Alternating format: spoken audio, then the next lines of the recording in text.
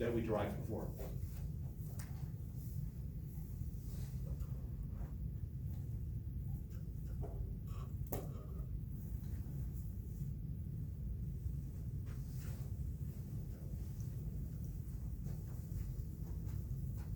Questions to here? This was for like, if the initial problem is you have a cylinder of charge, The initial problem is I've got a line of charge. line of charge. The cylinder is a virtual surface. Okay, Gaussian and surface. then the R was just the distance you were, or distance you are from that line of the, okay. Yeah, yeah, I mislabeled it to start with. Okay. No, I was just writing, I missed the original Okay. part.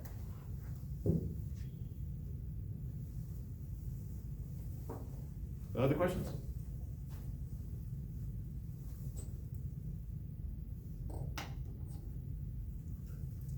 All right, let's take another one that we've already derived, but let's use Gauss's law.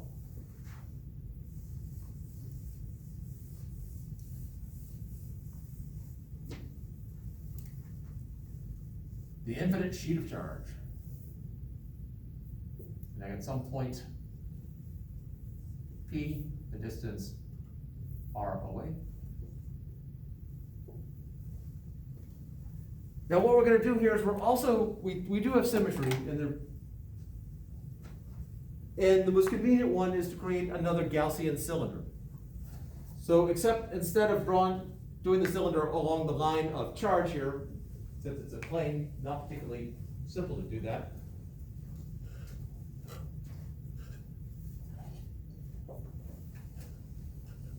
So we're going to imagine a Gaussian cylinder that's basically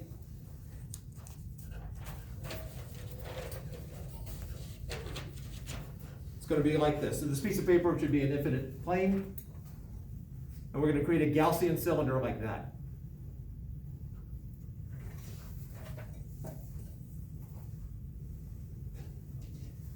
So from a side view,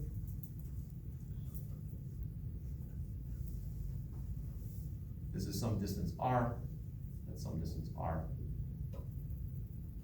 The radius of the cylinder, we will make little r.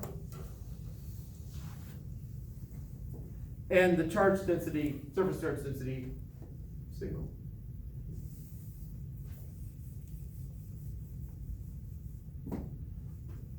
All right, we're going to go through it again. So I have the electric field through a closed surface is equal to the enclosed charge over epsilon sub naught. That's just Gauss's law of electricity.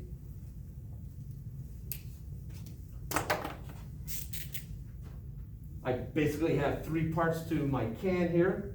I've got the body, so I have the electric flux through the body or the sides, plus the electric flux through the left cap or left end, plus the electric flux through the right end. Because it has to be a closed surface, I have to cover each of the surfaces, and that's going to be equal to my enclosed charge divided by this constant.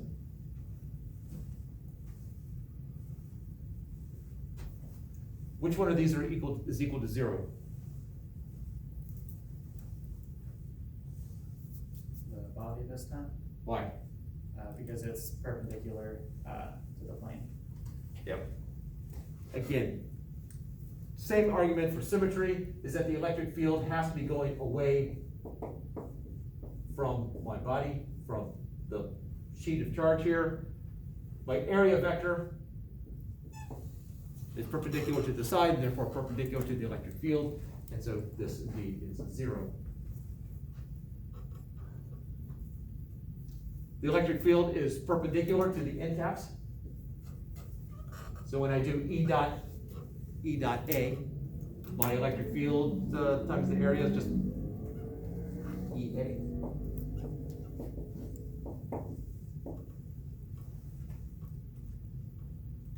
Because the end caps are the same distance from the sheet, there's absolutely no reason to think that the electric field at the end caps would be any different in terms of strength.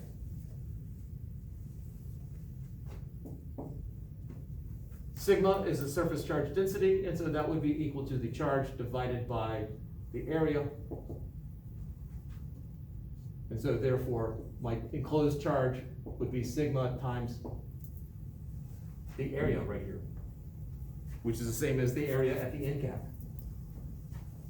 So given what I had done before, the area here is the same as the area here. And so this becomes sigma times A over epsilon sub naught.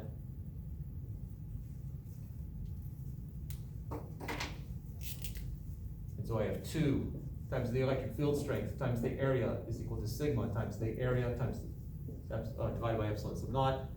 Area goes away, so my electric field strength is equal to sigma over 2 epsilon sub naught, which is what we had before.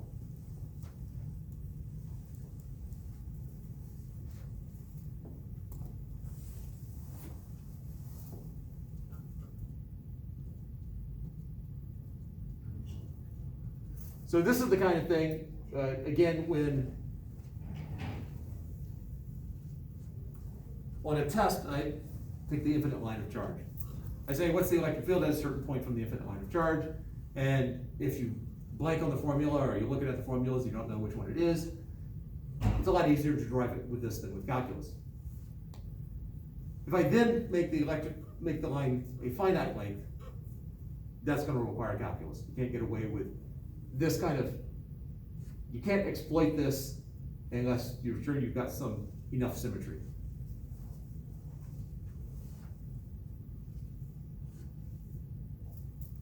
Now, if I got a really long line, then you need to make a call about whether it's good enough to count as infinite.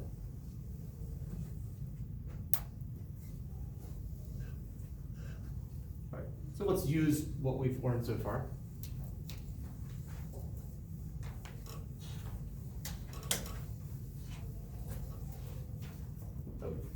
Any questions before I erase?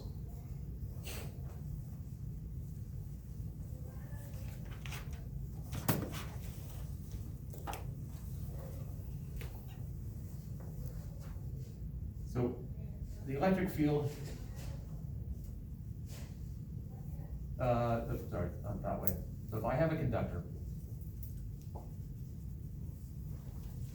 want to make sure I don't miss something here, so I'm going to grab another notebook. Be right back.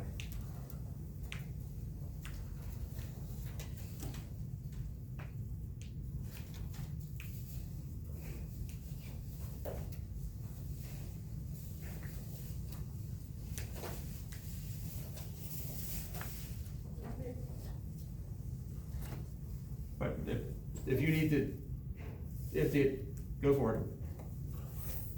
I wasn't quite sure. Did she just change it?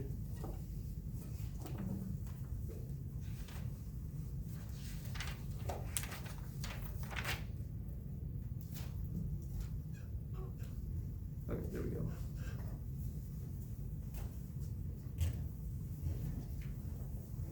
That's the direction of where to go. All right, so if I have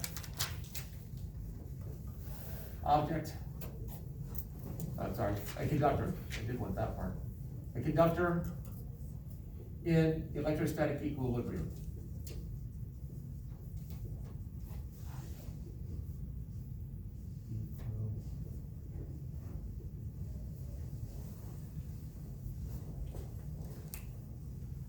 So equilibrium in the first semester course means that the total force is 0, acceleration is 0, there's no change in velocity.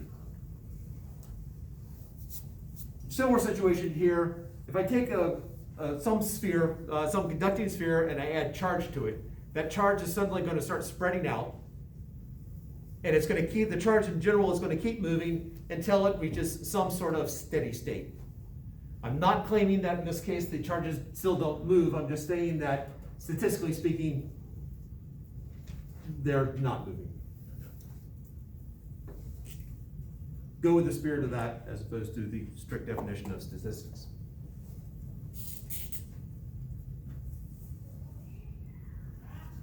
So charges, excess charges, reside on the surface.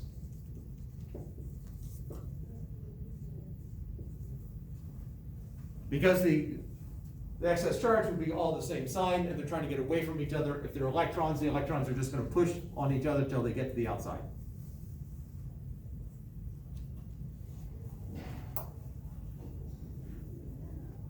if they are not on the outside. So I have, we'll just start out with something with a spherical symmetry, or a sphere. If there are charges on the inside,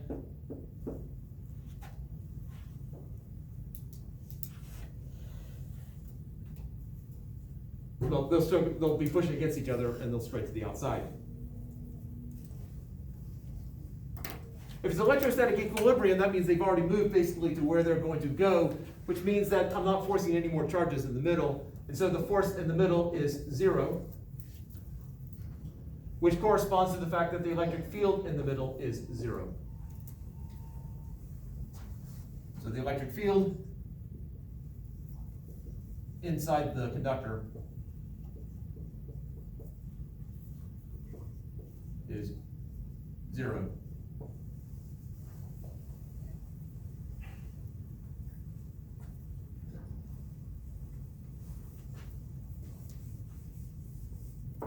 If I take a different shaped object, so one with corners, I dump a bunch of excess charge in this corner right here. Those excess charges are going to then spread out, hanging out on the outside.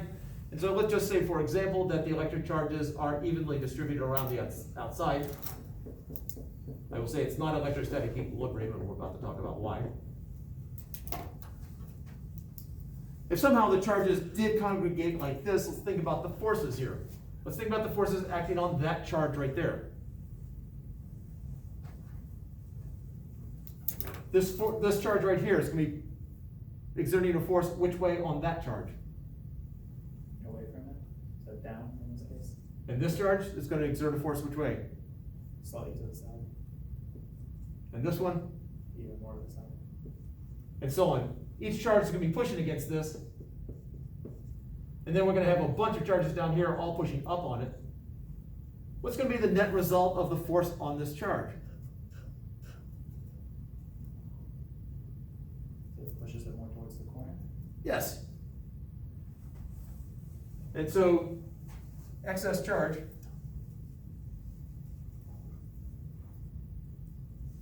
is a higher concentration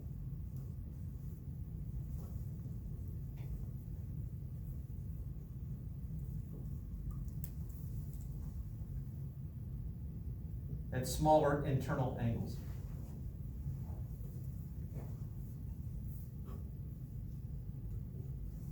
So the sharper the corner is, the more you're going to have charges forced onto it. Now, we're not saying there's so much excess charge that I'm going to be able to draw electrons off.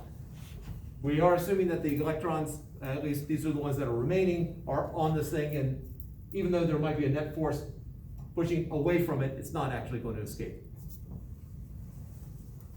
So this would not be electrostatic equilibrium, and what you would end up with, what it is an electrostatic equilibrium, is you'd have a bunch of charges here in the corner, in all the corners. And then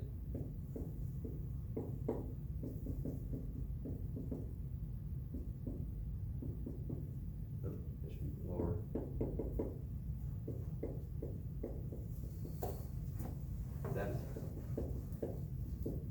So higher concentration in the corners, and then the flat areas would have a lesser concentration, at least in this scenario. And so we can now look at stranger objects.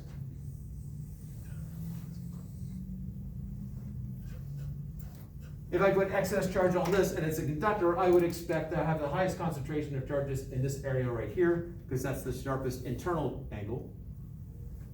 And again, internal is key there, because this right here is a very large internal angle, so this is not going to have a high concentration. Because again, the way I've drawn here electrons, if the excess charge is positive, then basically electrons will be pulled into the middle, leaving the excess positive charge on the outside. But I'd have a higher concentration here. This would probably have one of the lowest concentrations. And actually, it might be one of the master set questions where I give an object and I basically ask you to sketch out where the concentration of charges are once it reaches electrostatic equilibrium.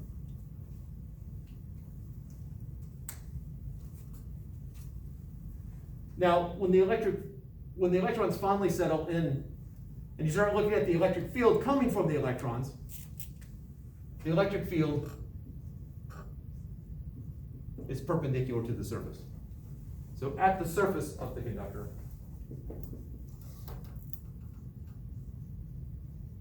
the electric field is perpendicular to the surface.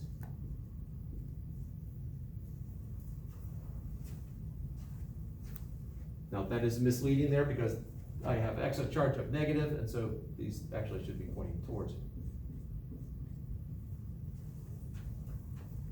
Over here, if this is negative charges all around, then the electric field perpendicular to the surface at that location.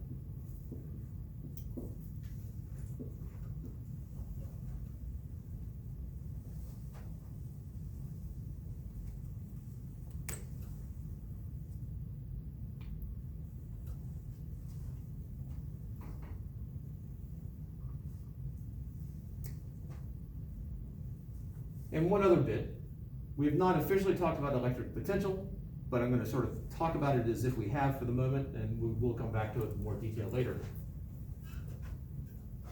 If I have an object right here with a force acting on it upwards, if this object moves to the right, what is the work being done?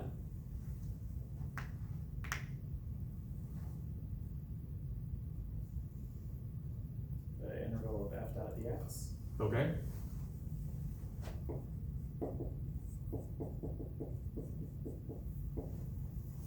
And so what would that be?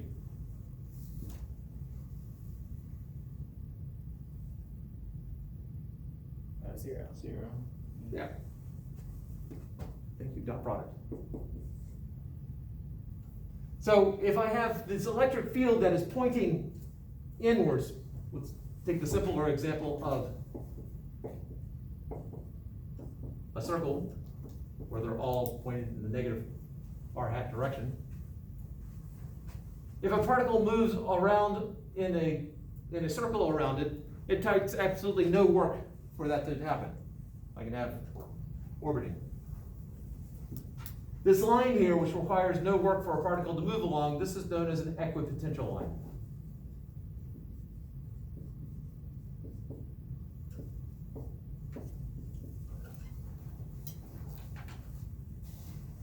Because it's a line of equal potential, not potential energy, equal electric potential. And so we have one more rule here, is that the electric field is perpendicular to the equipotential line.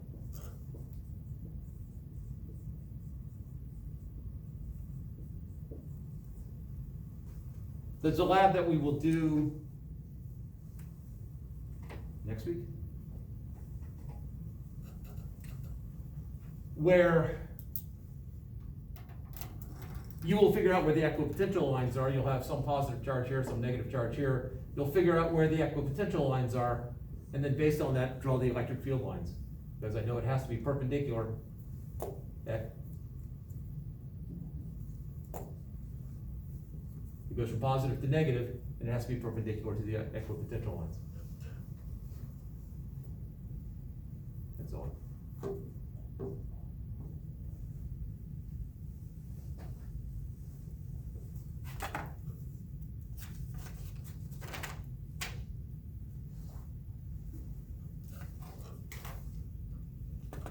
And I know it's a sad moment, but it's time to go.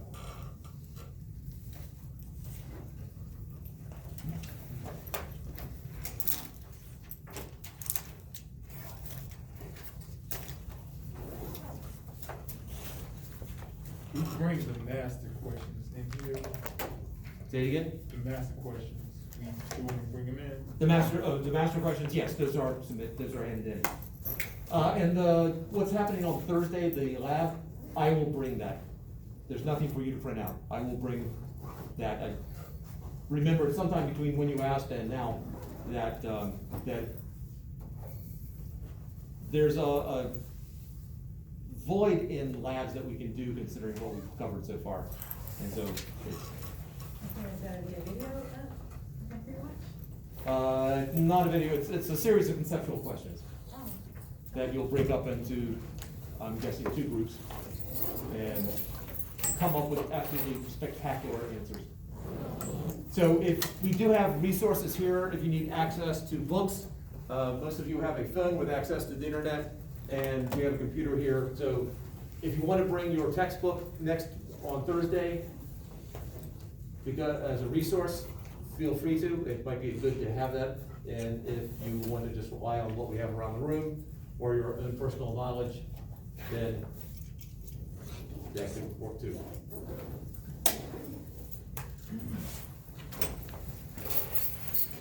So, these student hours. I can't get to tutoring. I don't see where they're doing virtual tutoring anymore.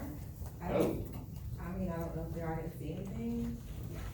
So, Was not aware that they had cut that out. maybe I need to do a little bit more digging. I didn't see it. Well, I know the math and science are, the physics tutoring is right next door here, so what are the chances I'll actually remember to ask? Because I know Stuart Marsh and, Team Stewart and Mike both here.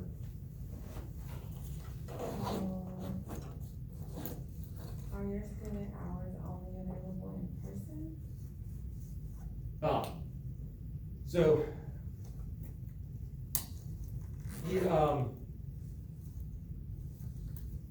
no is the easy answer. I have not set up a Zoom page for it, although actually I still have the virtual office hours Zoom session that I made last semester. That's still going. So, if you send me an email, then I can send you the link. I keep meaning to put it out there, okay, here's the Zoom link. Okay, so you do at a particular time? My office, it's whatever, I would do it during the office hours. I don't have a separate virtual office hours. It would be, Okay. during my office hours, I would just bring it up and You just need to correlate the time. yeah. Okay. So, what time works for you? I'll probably just try to go on a lunch break, but I just know I won't be able to. I'll try to. So lunch break Tuesdays and Thursdays, assuming you eat lunch